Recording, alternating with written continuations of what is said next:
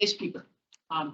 Dr. John Bernbaum is at Calvin this year as a senior fellow in the Paul Henry Institute for the Study of Christianity and Politics. And he's completing several book projects here and teaching in the CALL program, as I imagine some of you know. He has had a long career of public service and scholarship since he graduated from Calvin as a history major the year after I was born. I won't date you.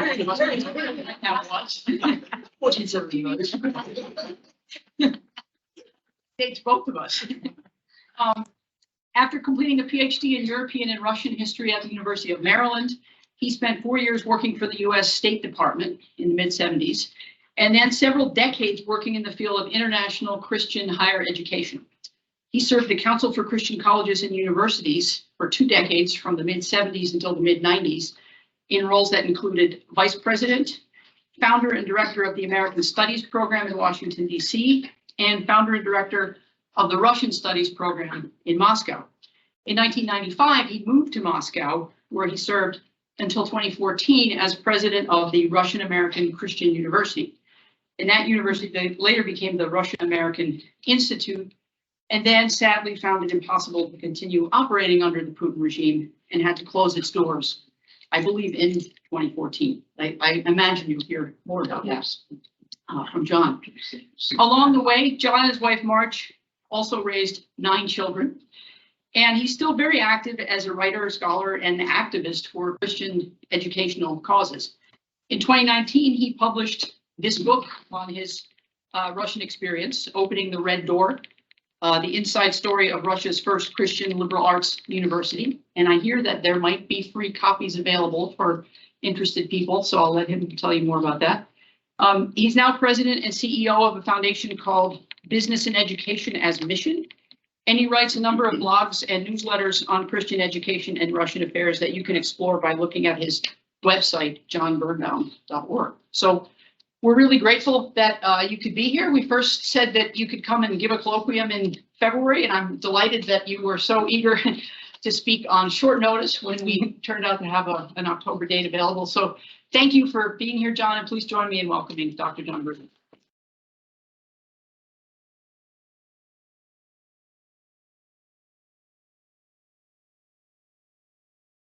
You have all the details of my background in memory, right?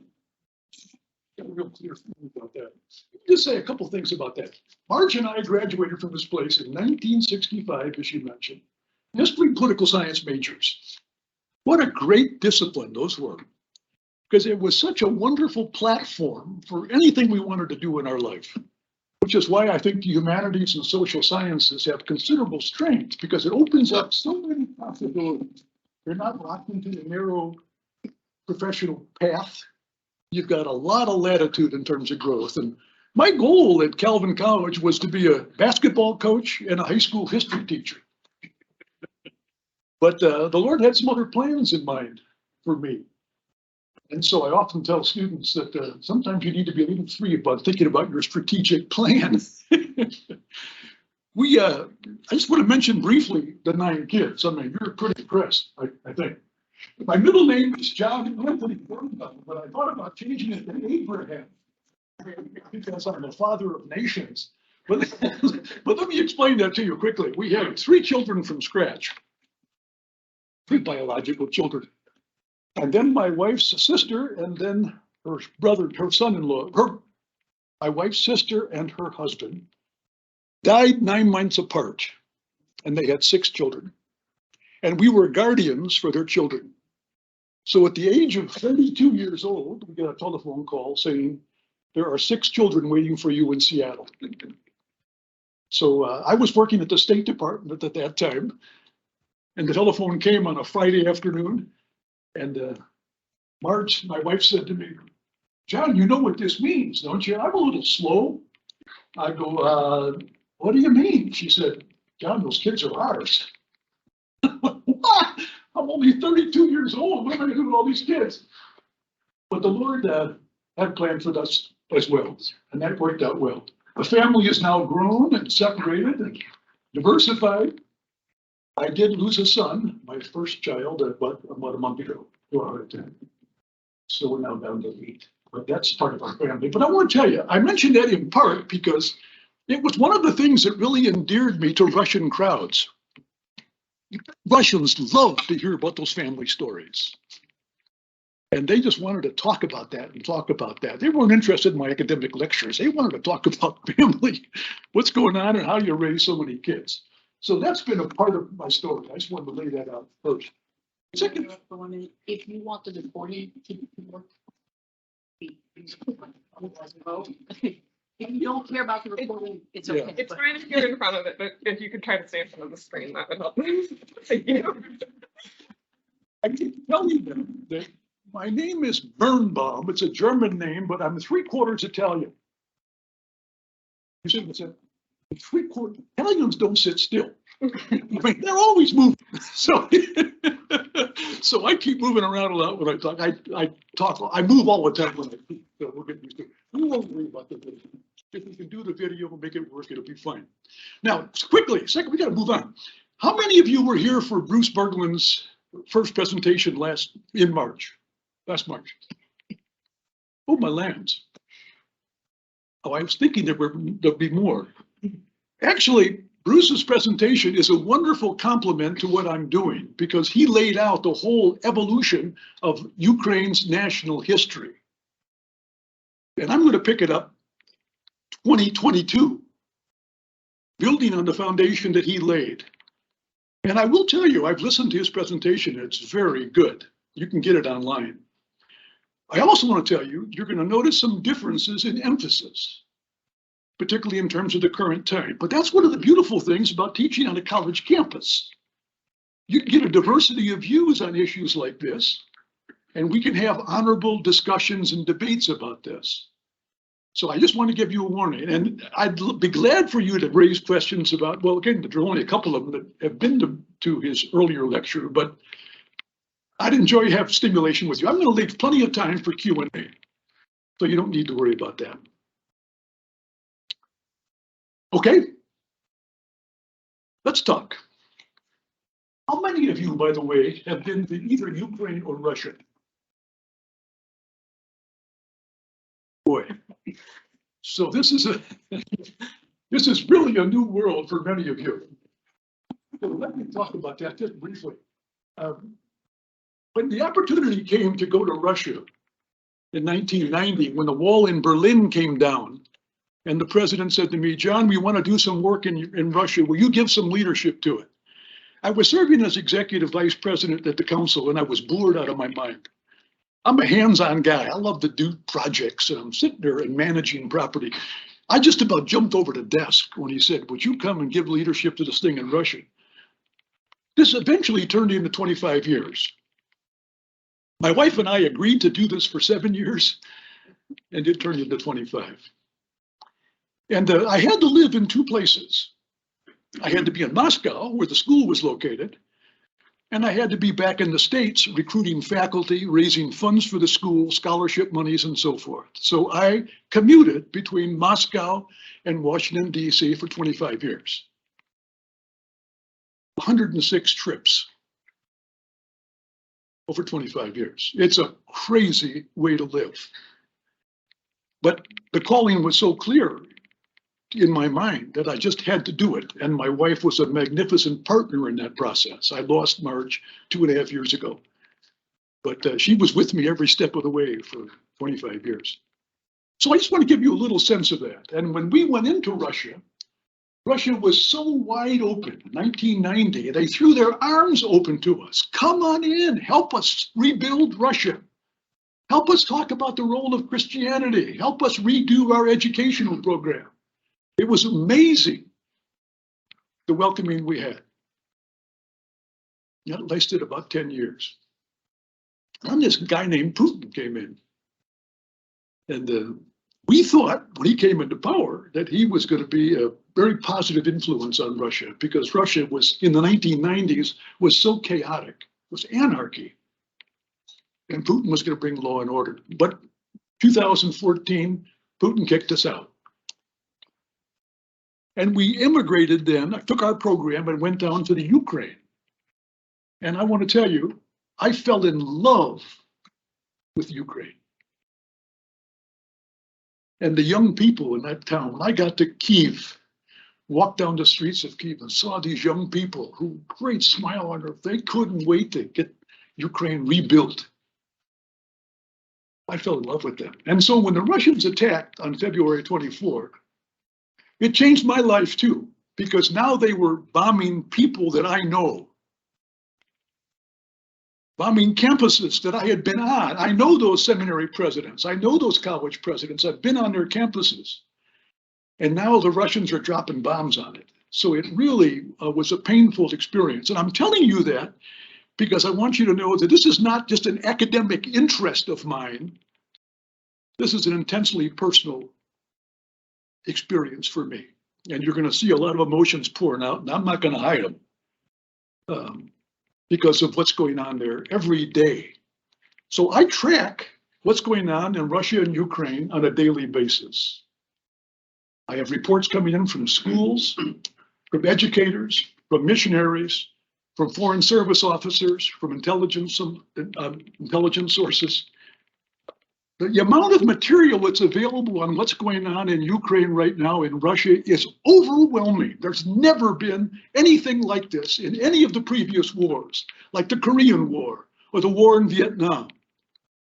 This war we know about every day. If you want to find out where the troops are each day, who's moving where, you can go online and find all of this stuff out every day. So it's an extraordinary experience. And for a guy who's in international relations like me, this is very interesting and very complicated. So I'm warning you right now, you're going to ask me questions after I make some presentations, and you're going to hear a common answer. It's complicated. You hear what I said? You're going to get a lot of it's complicated.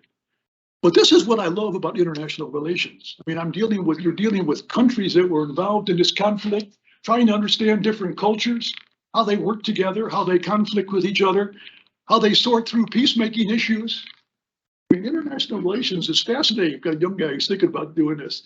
Good for him. I mean, it's an extraordinary field. But it's not a place where you get simple answers to questions. And I do a fair amount of speaking in different churches and other communities. And the same basic questions come up over and over again. How's it going to end? What's going to happen to Putin?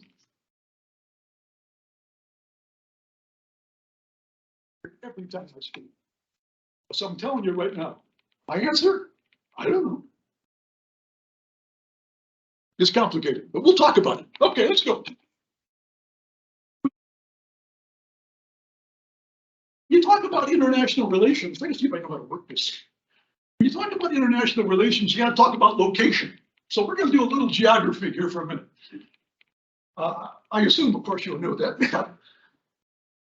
When you think about this for a moment, the United States we border on two countries. The United States shares a border with two countries.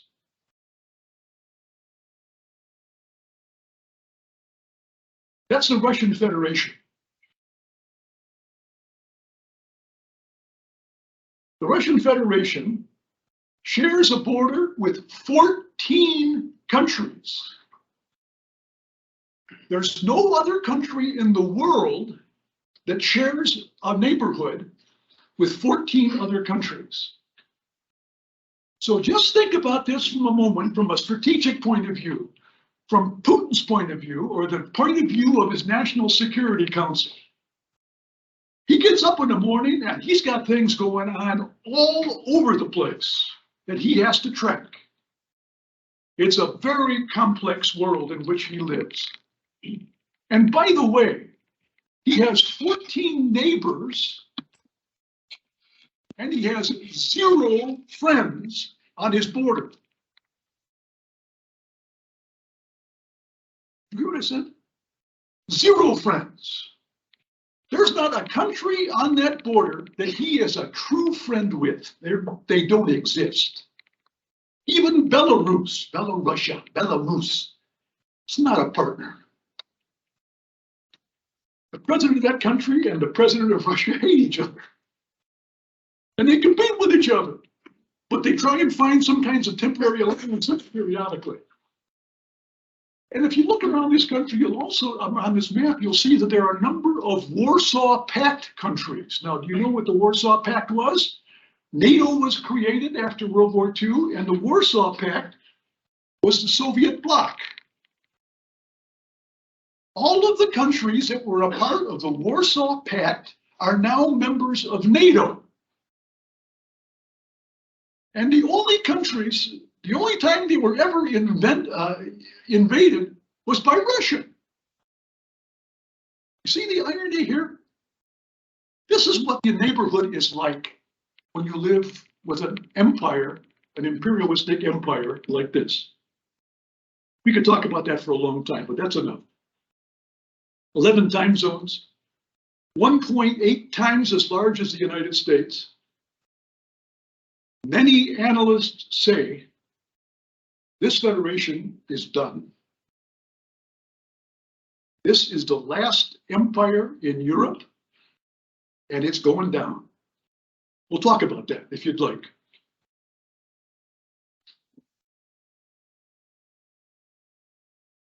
Ukraine.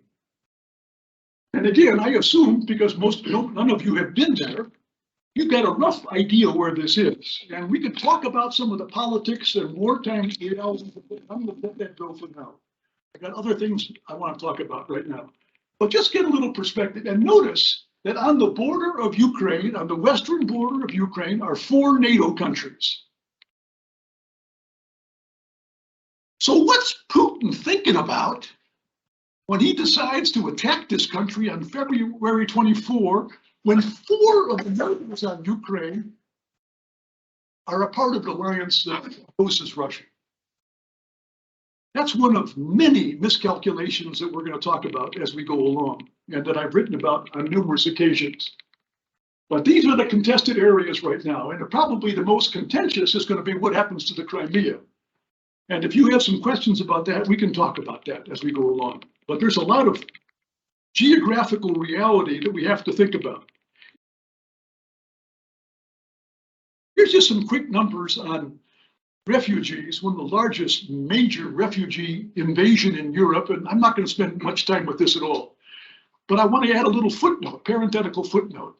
Many of these Christians in Ukraine, when they fled the country and went to Poland and Romania and other countries, brought their faith along with them.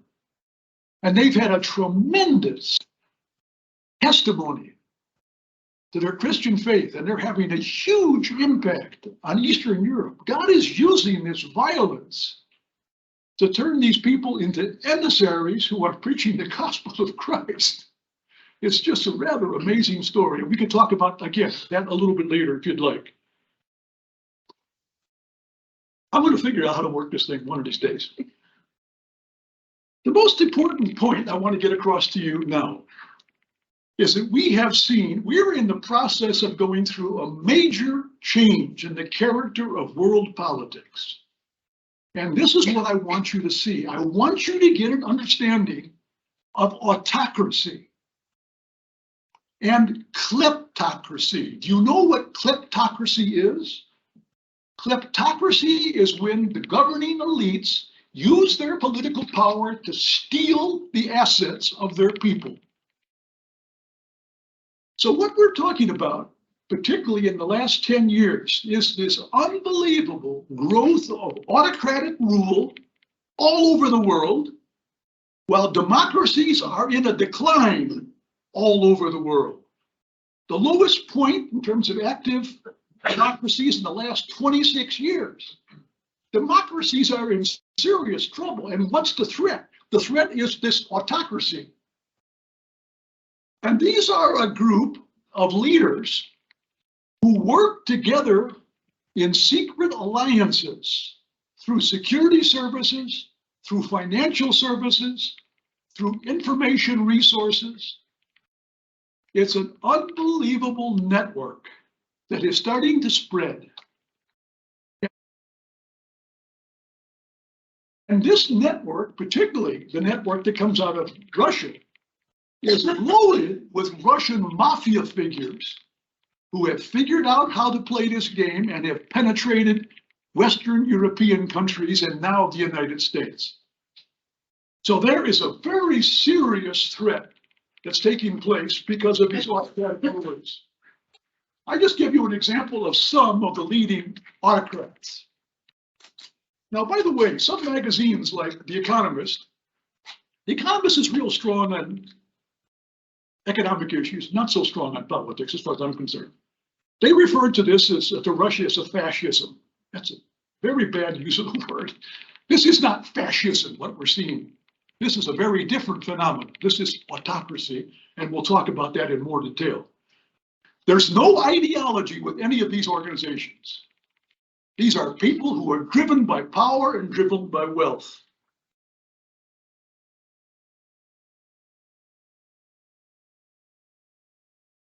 So what we're seeing in our world, unlike when I was a kid or when I was in graduate school, it was democracy versus communism, free market versus socialism. Those days are long gone. The ideology is gone.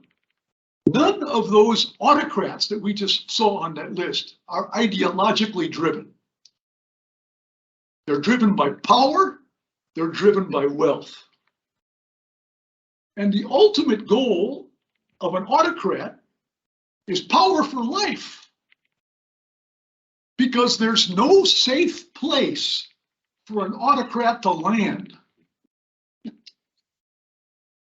You can't be an autocrat for 20 years and then say, okay, I'm going to retire. You don't retire. You either get killed, or you go to jail, or you go to exile. There's very few autocrats who die in their own bed. It doesn't happen. So what you're seeing is a drive for power that is extraordinary. And we need to have a very clear understanding about that. I'm going to figure out to do this the right way. There are a couple workshops. Just pull it back down, huh? You could just use the arrow.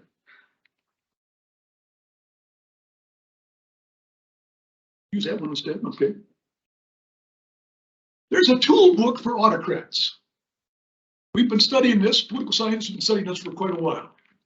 And here are some of the characteristics. This is the formula. What these autocrats do is they come into power. Most of them are members of the elite in their country. And they figured out the weaknesses in democracy.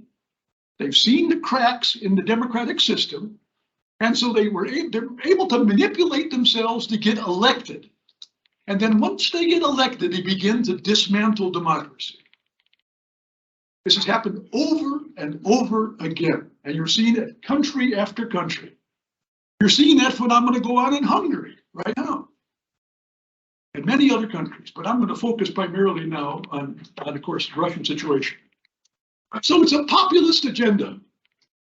These people come to power and they say, the elites have stolen all the resources. They've taken all your money. I'll take care of you. We'll fix those elites. We'll solve these problems. You got to trust me and I'll take over the power. And so it's a populist agenda. Second dimension of it is polarization. These autocrats turn people against each other. You're either my friend or you're my enemy. There's no longer a middle ground. That's going on all over Europe and Asia, Africa. These autocrats come to power and these people are enemy and we got to take care of them because they're a threat to our livelihood. So you begin to sort between we and they. It's a conversation and a phenomenon that we see all the time. And then thirdly, it's what we call in this business a post-truth phenomenon. These autocrats have no idea what is truth and what's a lie. Putin is a pathological liar. Did I make that clear? Putin is a pathological liar. He has no idea sometimes what world he lives in. Some of the things he says are unbelievable. They're only the kinds of things you can say when you are the sole source of authority in your country. Now, by the way, there are different kinds of autocrats. There are autocrats that are based in a political party when they emerge and become the #1 autocrat. There are autocrats that come to power through the military. And then there's what we call personalistic autocrats. Putin is a personalistic autocrat. He has come to power carefully, secretly, sponsored by KGB assets who have built around him a block of power that's literally unparalleled. So we got a situation in Russia right now where Putin is now talking to about 3 or 4 different people, and that's all.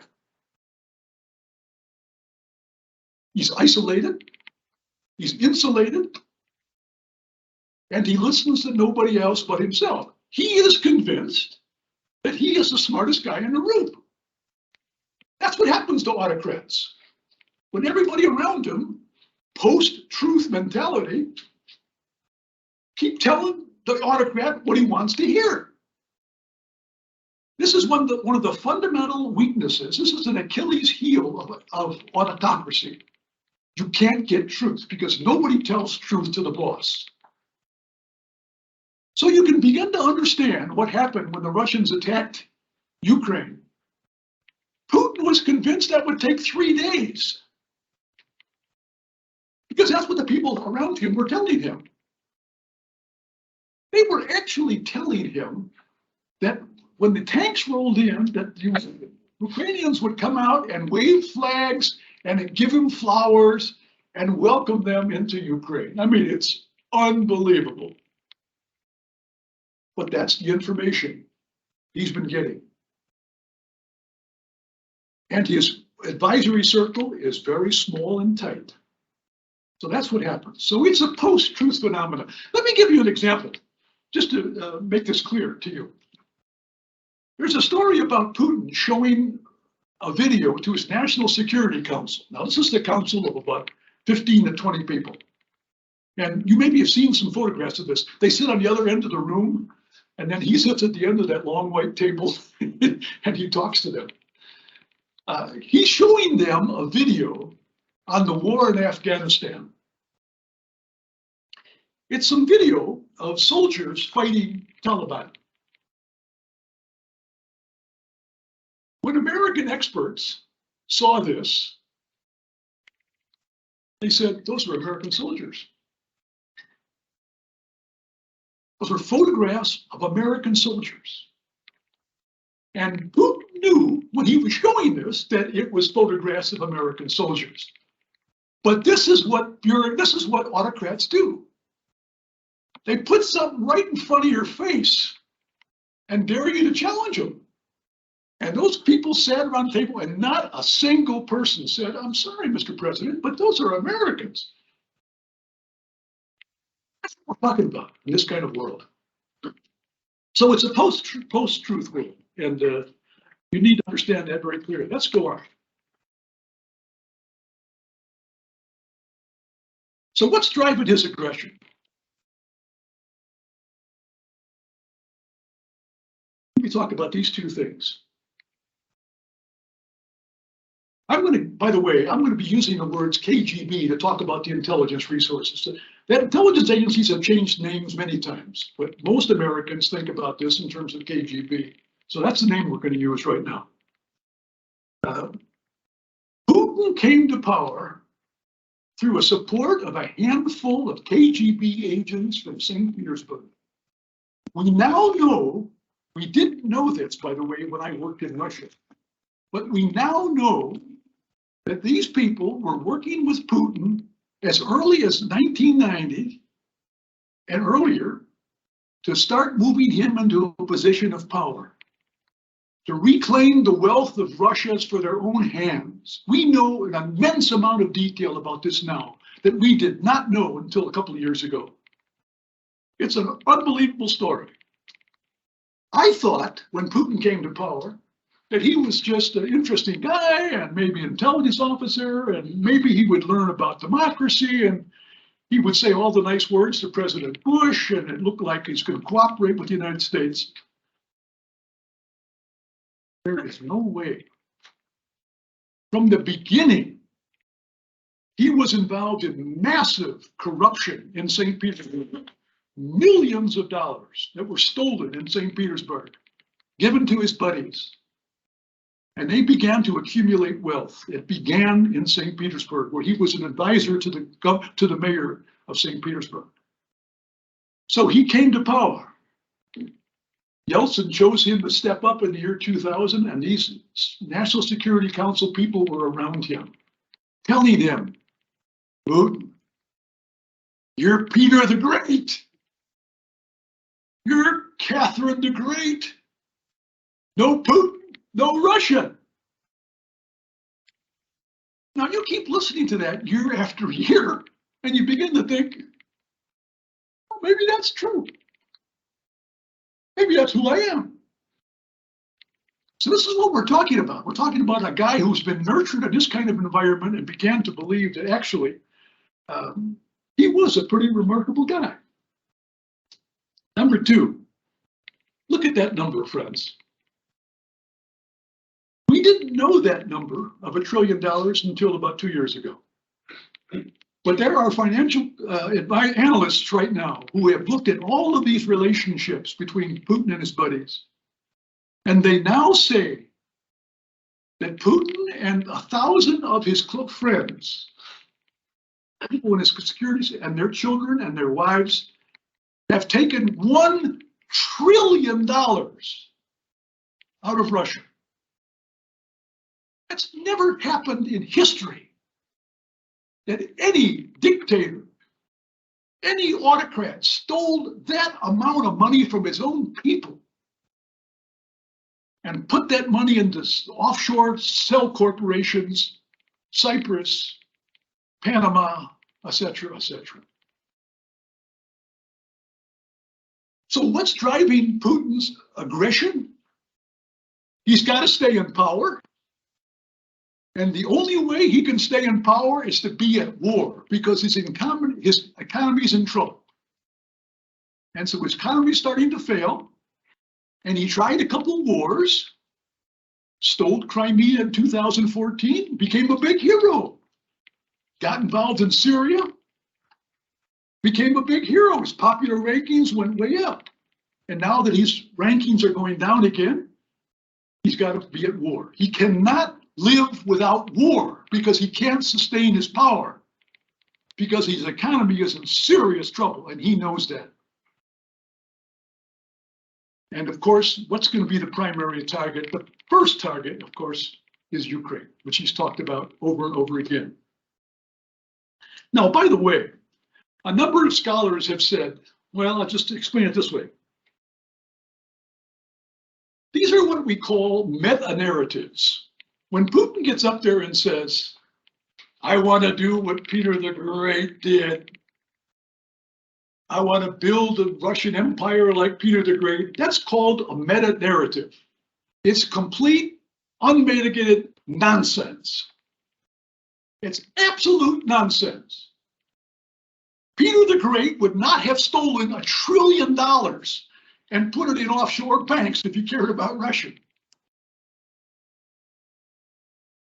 Putin drives out 100,000 young people who work in the IT industry because he's changing some of the controls of these industries. Some of the best and brightest young people in Russia have fled, over 100,000 of them.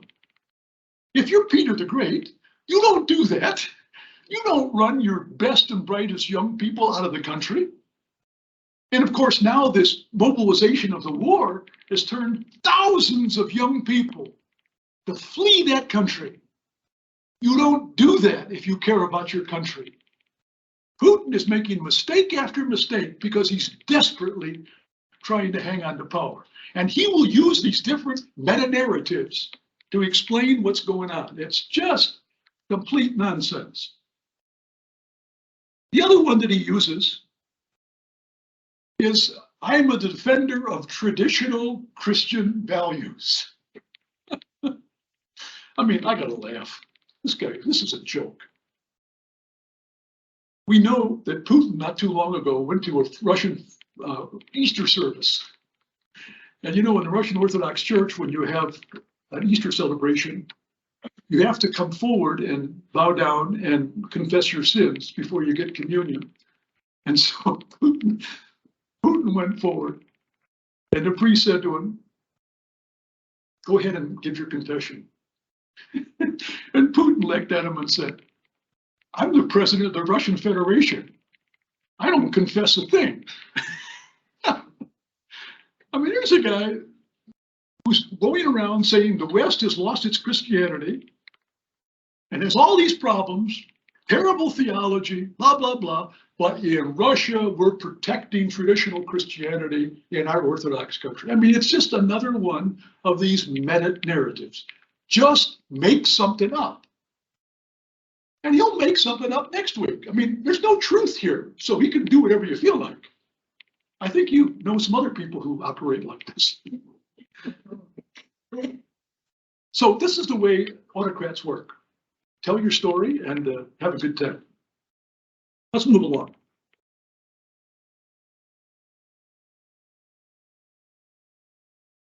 Miscalculations. Look, I want to leave plenty of time for questions and answers, so I'm going to move through this really quickly. I mean, the miscalculations that Putin made to start this war are beyond belief. I read an advisor, military historian yesterday, who said the mistakes that Putin has made will be in military school textbooks for decades, saying, this is not how you do it, folks. Look for this, look out for that. I mean, the miscalculations. When that tank delegate, if you've seen the videos of this, when those tanks came in and headed toward Kyiv, and they were blacked up for about 40 miles. You know what stopped that delegation? It was a single row, because the rest was on outside the row was muddy, were a bunch of Ukrainian soldiers who took out the first 3 or 4 tanks. And the other tanks couldn't move. They were stuck. It was a handful of people who took out that whole delegation of tanks. I mean, its stupidity is beyond belief. And then you have grandmas, babushkas, coming out of their houses with Molotov cocktails, throwing them at tanks. I mean, these Ukrainians are not going to let Russians roll into their country and take it over. So they had no idea. We had been told that the Russian army was modernized, absolutely impossible to stop. Boy, what a bunch of trash that is. It's terrible. Ukrainians will quickly surrender. The Ukrainians are never going to surrender to the Russians. Zelensky has said over and over again, there'll be no peace talks with us until the Russians are out of our country.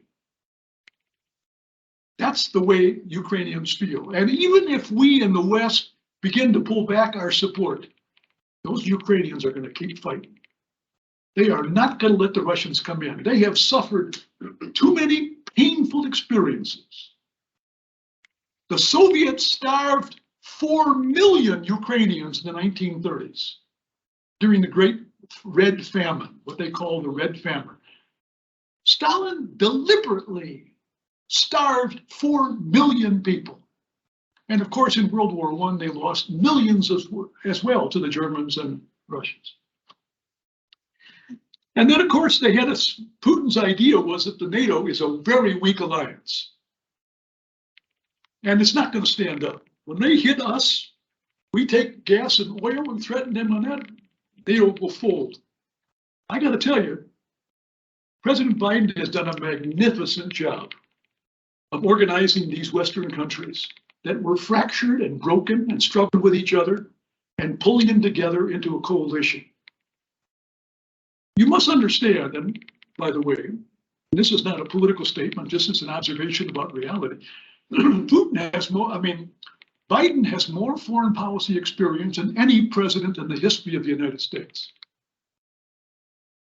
When he came into that office, He had years of working on Senate Foreign Relations Committee. He met international leaders all over the world.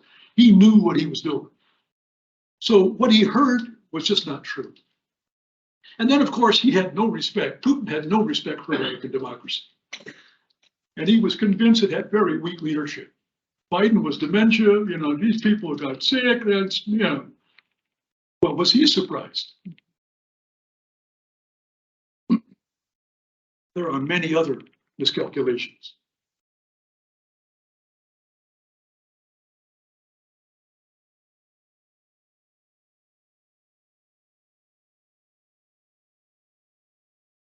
Nick Waltersdorf introduced me to the concept of a quartet of the vulnerable. The biblical instruction about the people in Scripture that are talked about over hundreds of times in Scripture as the ones that God particularly care about because they're the most vulnerable. And so, from my point of view, part of the reason to be engaged in this situation with Ukraine is that these people are incredibly vulnerable. The orphans. This is a country where the idea of getting rid of orphanages began a number of years ago, and they started a nonprofit corporation called Ukraine Without Orphans, and that grew into 40 different countries, and they were creating organizations all over the world so that people would no longer have orphanages, that Christians would adopt these kids into their families. The irony is now Russians come in and steal these children and take them over the border into Russia. They're emptying out these orphanages and bringing them to Russia and giving them to Russian families. This is the kind of reality we're dealing with here. So there is some terrible issues, as far as I'm concerned, about justice-related thoughts. And of course, the emigres, the refugees, were one of those categories that Jesus himself experienced in his family. Talking about being a migrant, a refugee, Jesus knows all about that. So that's one factor. The second factor is what's going to happen to this country. And equipping Christian leadership is what I'm involved in Christian higher education. We were funding 5 different seminaries and Christian colleges in Ukraine to train leaders to become the future leaders of Ukraine when the war is over. Ukraine has more religious freedom than any other country in Europe. There's very few countries in the world that has much freedom religiously as Ukraine. And when I visited on a number of occasions, Orthodox work with Greek Catholics, work with evangelicals, work with Muslims, and work with Jews. And they formed ecumenical associations to help those who are in need, providing food and clothing and places to sleep. Unbelievable. The boys are at the forefront, and their wives are behind taking care of the needy and the elderly. I have been so amazed, particularly about these Ukrainian young people, particularly the women. I mean, the husbands have to go to war. They have no choice. And the wives could all flee and go to Poland or Hungary or Romania, but they've chosen to stay. And they're there cooking bread, getting medicine, distributing food, and so forth. So it's been an unbelievable testimony to the gospel of Jesus Christ, as far as I'm concerned. And then I think autocracy, as I've made this pretty clear, I think, especially from the tone of my voice, this is the greatest threat of our time right now. We can't walk away from this.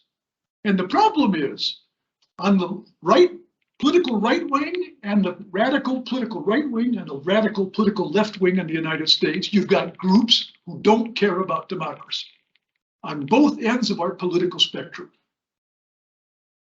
And that is a great concern to me in terms of the character of democracy itself. We've got to struggle to keep this democratic system going in a world in which the whole shift is in the direction of autocracy. And Ukraine wants to be a democracy, and they want to have freedom of religion. So, okay, let me quit here real quickly. A couple more and then I'll stop.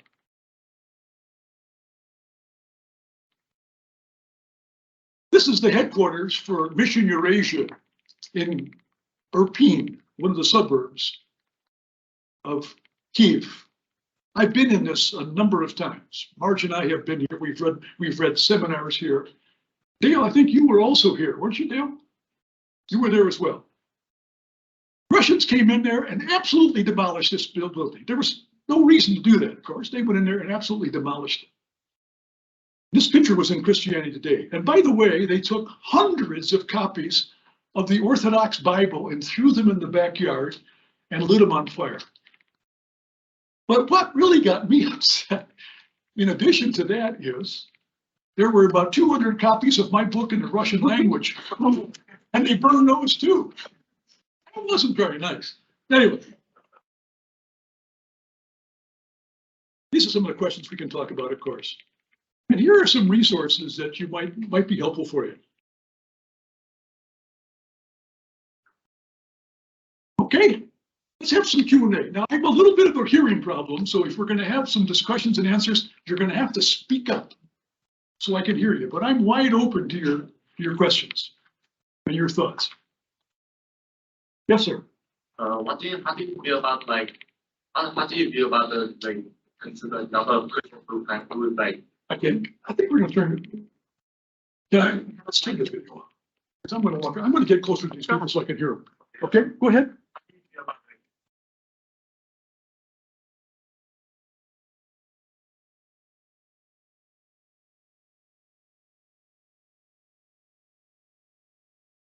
How do you feel about Christians who defend Putin as a champion of Christian values? Oh, I'm telling you, it's an incredible joke.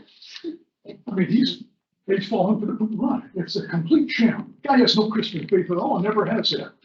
And he knows if he can use it as a tool, it becomes a meta-narrative. Meta-narrative is a way of justifying what he's doing. And he's selling it. And some people are buying it. And some of those people, of course, have been influenced by Russian propaganda wonks to get access to our social media, and they're picking it up in the media. And they're just repeating what Putin wants them to say. So it's a terrible misconception. I mean, the guy doesn't have an ounce of faith himself, and he's demolishing churches. My newsletter next week is going to be about religious persecution in the Ukraine. It's unbelievable what they're doing in Ukraine. And not just evangelicalism, not just Catholics, they're doing the same thing to Orthodox. And they're brutalizing these priests. Unbelievable stories.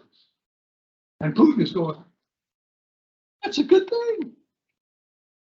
He gave an award to the most brutal of all the Russian armed forces that came into that Irpin community and killed all those people. Putin brought him into the Kremlin and gave him a special award. That's what we're talking about.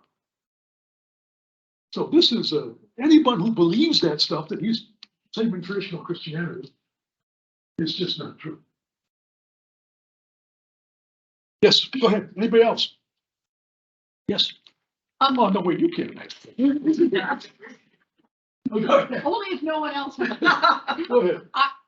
How do you disagree with Bruce Berglund? I was waiting to hear. I didn't discern that from your talk. Okay. You both seem to be. Well, that's not real fair, but I'll just say. I was thinking at first you might hate Putin a little less than he does, but that seems not to be it. So. No, the only thing I got to be careful. The only thing I would say, Kate, is I think Bruce and scholars like Bruce are buying a couple of these meta narratives, saying that Putin is really doing these things because he's trying to create an imperial, resurrect the Soviet Union, and he's read a lot of history and he's trying to reconstruct what existed before. Come on. This guy could care less about reading history. But it's good propaganda for him. Yeah, it's absolute propaganda. So he can use terminology like we got to denazify Ukraine. Denazify Ukraine. It's because he can reach back into history and use that terminology, and it might get some Russians to think, well, we fought the German Nazis, so maybe these are the same kind of Nazis. This is the kind of stuff we're talking about. So I just think we need to be much more honest and frank about what the character of this guy. This guy is a mass murderer. And he's a thief. It's unparalleled in history that I know of. He's on a level with Stalin, Mao Zedong, in terms of murdering people. He kills. He doesn't care. He has no emotional attachment. When he bombs Ukraine and hits these civilian populations, he knows what he's doing. He doesn't care. It's his tactic to demoralize the Ukrainians so badly that they're going to give up and roll over. That is never going to happen. So he keeps pounding these families, killing these women and children and elderly people. I mean, the guy's a murderer. Let's call it what it is. So that's why I think I feel like let's stop playing games with some of these meta narratives. Sometimes he says, one of the arguments oftentimes heard is Putin is unhappy about the spread of NATO. Come on. Had no problem with NATO in the early years. In fact, he was telling some of these countries, go ahead, man, you can join NATO. It's a good idea. The Baltic states, oh, come on in. NATO's fine. It's just not true. It's simply not true. Now, if you can use that as an argument, a political argument, which he does, that's part of the reality we're talking about. You can pull that NATO thing out because it's a meta-narrative. It's another excuse. But the bottom line is he wants power and he wants his money. He wants his wealth. Okay, go ahead. Yes. So how do you compare him? Well, being a mass murderer, he's very similar. I mean, Hitler, I just gave those names. Stalin, Hitler, Mao Zedong. These are some of the greatest mass murderers in Western history. And Putin is part of that team. He's on that team. He's an unmitigated murderer. And if you read the books, and there's all kinds of very fascinating studies now about all of the people around him. Putin's People, that's the most recent book. Kremlin's Men. You'll learn the story of these people. They are all wired the same way. I have a quote, actually.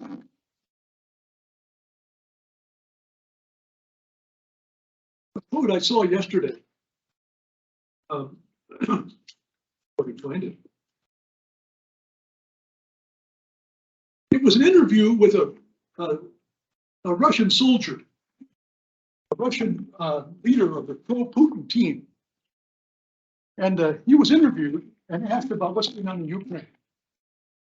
And he said, if we have to kill 1 million Ukrainians, if they refuse to become Russians, we'll have to kill 1 million. We may have to kill 5 million, and we may have to kill them all, was his quote. That's what we're talking about with some of this radical pro-army people. Ukrainians are not real people. They need to be destroyed, and their civilization needs to be destroyed. And we need to create a, quote, Novo Russia, new Russia. So even when he destroys these villages, what he's doing basically is saying this is a redevelopment program. We're going to knock all this stuff down, kill all these Ukrainians, and then we're going to rebuild this area and bring our Russian citizens and put them down south. That's what he's doing. I mean, it's unbelievably brutal. Go ahead. What can Yes, Russian, you okay? Yes. what can Russian citizens do if they want to know what's really going on? I mean, do they have any outlets that they can listen to? I know television stations, news outlets are. Russian people you're talking about now? Yes. Yeah. Oh, that's one of those questions that it's complicated. But let's just sort it out real quickly. Things are changing right now. Last 2 weeks. things are changing. Because they're bringing all these young boys back in coffins. All these young recruits they're coming back home in sealed coffins. And these parents are going, what the world is going on here? So they're losing their own sons. And all of a sudden now there's talk going on all over Russia. We're losing this war. We're losing this war. Why are we losing this war? I had a report about 4 days ago of a group of young conscripts, draftees, Russian draftees, a group of 65 of them that were mobilized and put on the front. And it was a message of a telephone call the kid made to his family. And he said to his parents, I was here with 65 people. There's 5 of us left. The other 60 have been killed. They were hardly even there a day. And Putin is using them as family, as fodder. So they're just sacrificing the lives of all these young people. And then what's happened is a lot of those young conscripts who are coming in are from different ethnic communities around the country. And Putin has taken advantage of these ethnic communities and get all these minority groups to come and work in the taking his army. And they're going, why are we fighting this war? We don't care about doing something to the Russians. And so they're starting to revolt. And so a couple of days ago, a couple of these Muslims questioned the commander, why are we doing this? And the commander makes some stupid comment about Muslims don't want to fight. And then he called Allah a false god. These 2 Muslims told the Muslims to step aside and they just machine gun. That's what's going on, folks. I mean, the country is starting to break apart. They're trying to understand what's going on. So you're going to ask me what's going to happen. I don't know. That's what's going on. A lot of these kinds of thinking. Go ahead. How can I ask good questions about what's going on as this continues? What are some good questions to be asking on a daily basis? That's a very good question. I don't know. No, I tell you, he's saying, what are the good questions that we should, if we're interested in this, he's an international relations guy. And so he's asked, what are the good questions we should be asking right now? And I'll just tell you from my point of view, what I'm tracking. I'm tracking, first of all, the response on the part of the Western and the Allies in terms of equipment. If we stick with Ukraine, there's no question in my mind that the Ukrainians are going to win this. But now there are some in the Republican Party who are saying, if we get elected to the Congress, we're going to start cutting off this aid to Ukraine. That would be disastrous. And we will pay a price if we do that. We can't get isolated right now. This problem is not going to be over when this war is over. Putin has already said, I'm going into Moldova. I'm going into the Baltic states. He's even threatened Kazakhstan by name and saying, that's what I'm going next. He's like Hitler. He's actually telling us what he's going to do. And some scholars who study these people are saying, listen to what they say. They mean what they say. And so that's what's going to happen. So any kind of, I'm sorry, but I just got me over here now. One of the things that I'm concerned about is what's the pressure on the peace process. There's a lot of pressure from the French, for example. They have a little problem with their backbone. A little problem with the French. We're saying, you got to get this thing negotiated. You got to come to the peace table.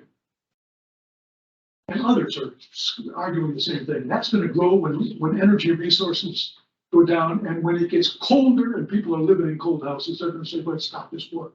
That's exactly what Putin wants. You bring the war to an end, so you put it on hold, and the Russians go back and re-equip and rearm themselves. And as soon as we start looking at China, when we get involved in something in Taiwan, we're going to hit Ukraine again. We all know this. So that's an issue, too, I think. And I would say one question not to worry about too much is the nuclear issue. I think Putin loves the fact that we spend an awful lot of time talking about the nuclear issue because we're not paying attention to what he's doing in the Ukraine. It's a classic case of misdirection. I think, we don't know about the nuclear issue. But what we do know, I think, is in contact Russian leadership and have said, you use a tactical nuclear weapon in Ukraine, there will be a substantial NATO response. And they haven't been specific about it. But the military analysts who track this, they know what they're talking about.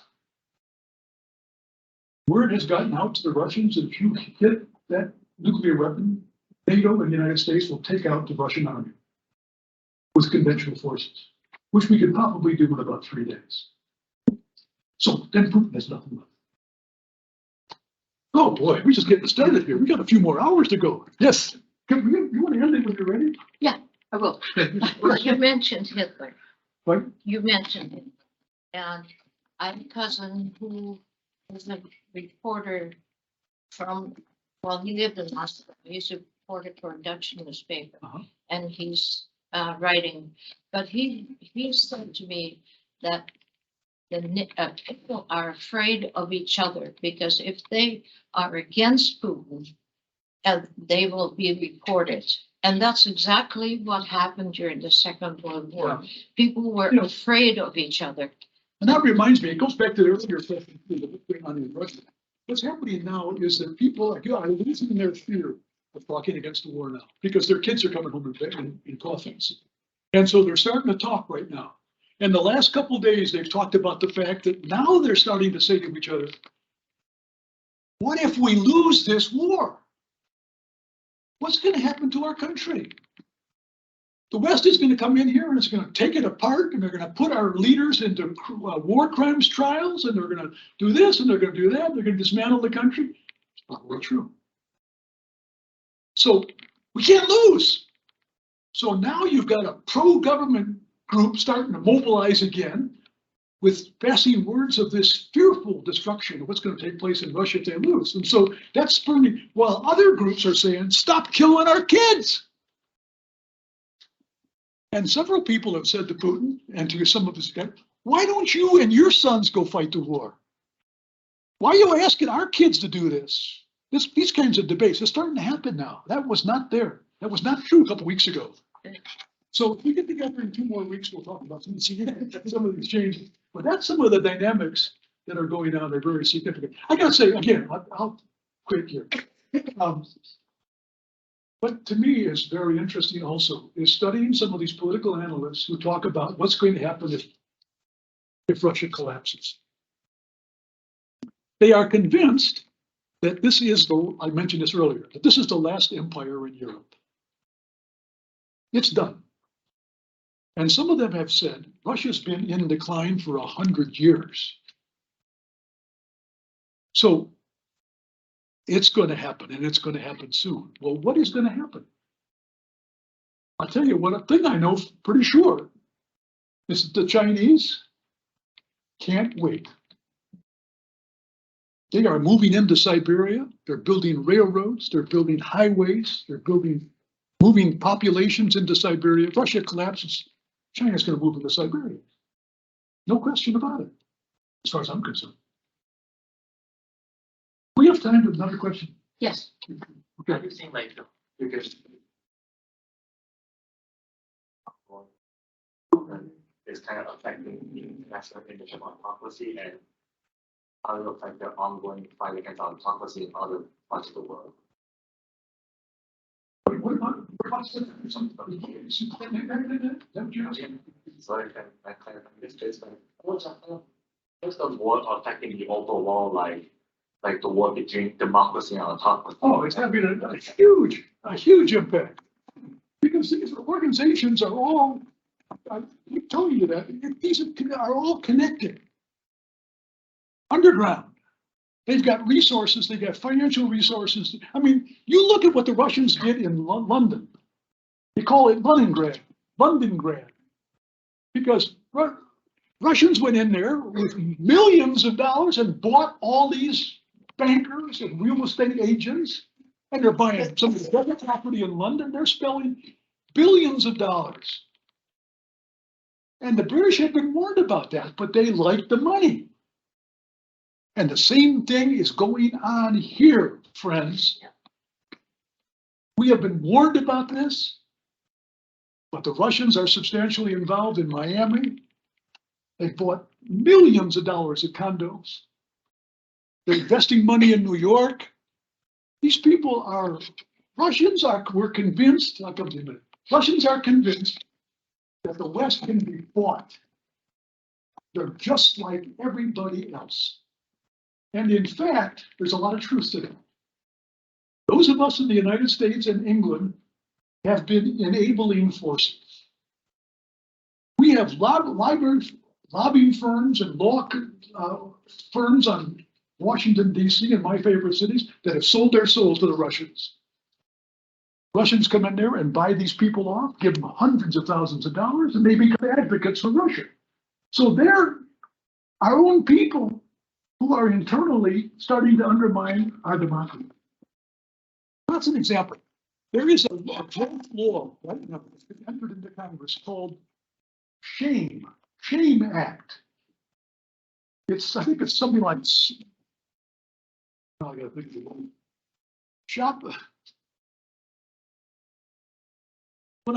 When I read it, I thought to myself, oh my goodness, we gotta get behind this thing. Where did it go? It's a law basically saying people who work in the United States government can no longer work for any enemy power. And they need to be published and embarrassed if they do so. Well, there are all kinds of congressmen who, after they leave the Congress, go work for $500,000 or $1 million to work for the Chinese and the Russians. I can give you names. And the law is now being discussed in the Congress, but many people say it's never going to be passed because these other congressmen are waiting to retire to pick up those same lucrative jobs. So the Russians go into London. What do? They bring on these bankers, British banks, put them on the boards of Gazprom and some of their major firms, pay them $1 million a year, buy them off. This is what we're talking about. This is going on all over the place, and that's got to be stopped. I know. Why don't you take, you had one more question you were going to answer, and then why don't you tell us how you're going to give those four? Okay. Yes, I'm sorry. You've been waiting a while. I know that. So.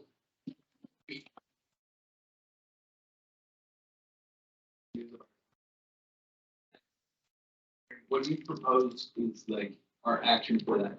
We just like just continue funding, do you think it's some sort of?